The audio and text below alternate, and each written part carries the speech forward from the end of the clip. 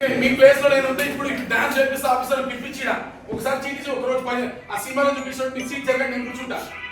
ఏంటి పిలవండి ఇప్పుడు పిలిచి ఇవ్వండి ఎందుకు కాలేదు అడగండి మెమో ఇష్యూ చేయండి చేయకపోతే మెమో కూడా ఇష్యూ చేయాలంటే నేను ఏం చేయాలి ఇక్కడ నేను కూర్చుంటాను మీరు మెమోస్ ఇష్యూ చేయండి ఈ ఇష్యూస్ మీద విజిలెన్స్ ఎంక్వైరీ జరగాలి మీరు madam vigilance enquiry memo issue జరగాలి మీరు సాటి కార్మికుడే కోవిడ్ లో చనిపోయిందని చెప్పి ఉద్యోగాలు మానేస్తే నేను కమిషనర్ గారు చెప్పి హీరింగ్ పెట్టించి రీఇన్స్టేట్ చేస్తే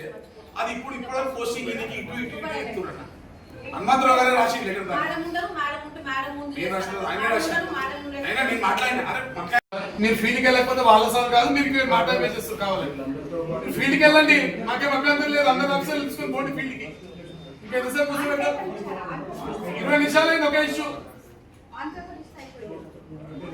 పోండి ఫీల్డ్కి తీసుకొని పోండి మాకు ఇబ్బంది ఏం లేదు అందరు తీసుకొని ఫీల్డ్కి పోండి ప్రజలు ఇచ్చినటువంటి డబ్బుతో తింటున్నాము నిజాయితీగా పనిచేయాలి అని ఆలోచన ఎన్ని ప్రజావాడ అప్లికేషన్స్ వచ్చినాయి ఎన్ని అడ్వర్టైజ్మెంట్లు వీళ్ళు మాట్లాడారు సెవింగ్ పడదు మేడం యాక్టింగ్ బాగుంది చూడండి 20 అవి ఏం చేస్తుంది అడ్వర్టైజ్మెంట్ చెప్పి చెప్పి చెప్పి ఎవరు పట్టారు అడ్వర్టైజ్మెంట్ వేసుకుంటారు ఈ డబ్బు ఎవరిది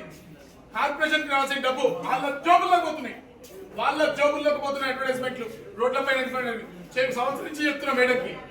కోర్స్ కావాలంటే కూడా నేనే తెచ్చి ఇచ్చాను లేకపోతే ఏంటి మరి అవి ఎప్పుడు పెడతారు ఏంటంటే ఇది ప్రజల సొత్తు అని తెలుస్తలేదు మల్కాజ్గిరి ప్రజల సొత్తు అని తెలుస్తలేదు వీళ్ళకి వచ్చే